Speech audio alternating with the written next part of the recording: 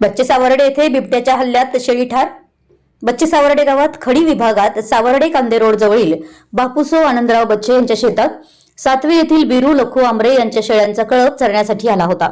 दरम्यान पहाटे 4 वाजता अचानक बिबट्याने हल्ला करून एका शेळीला ठार करून नेत असताना आमरे यांना दिसले।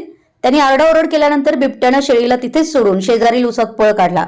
याची माहिती बच्चे सावर्डेचे पोलीस पाटील सागर यादव यांना समजताच त्यांनी घटनास्थळी येऊन पाहणी करून वन विभाग पन्हाळा यांच्याशी संपर्क साधला।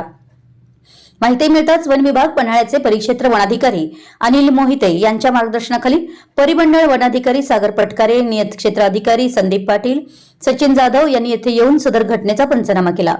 यावेळी उसात पळ काढलेल्या बिबट्याच्या पायाचे ठसे आढळून आले असून गावातील शेतकऱ्यांनी शेतात जाताना एकटं जाऊ नये, सोबत बॅटरी काठी बाळगावी तसेच योग्य ती खबरदारी घेण्याची सूचनाही केली आहे।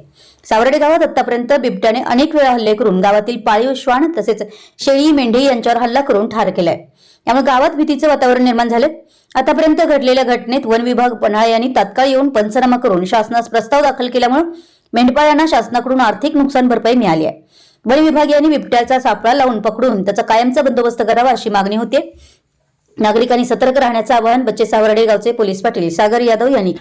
तसेच सदर घटना ही तिसरी घटना असून इथून पाठीमागे झालेल्या 2 घटनेत वन विभाग पन्हाळा यांनी चांगल्या पद्धतीने सहकार्य केलेलं आहे।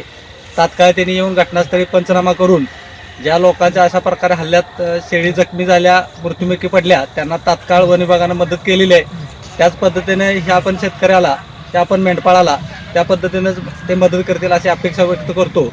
तसेच मी या माध्यमातून वन विभागाला एक विनंती करतो की सावर्डे गावात बिबट्या दिसणं, बिबट्याचा शेळीवरती हल्ला होणं अशा घटना वारंवार होत असून वन विभागानं योग्य तो बिबट्याचा बंदोबस्त करावा, त्याचा पिंजरा लावून त्याला पकडून त्याच्या आदिवासात सोडावा अशी मी त्यांना विनंती करतो। धन्यवाद।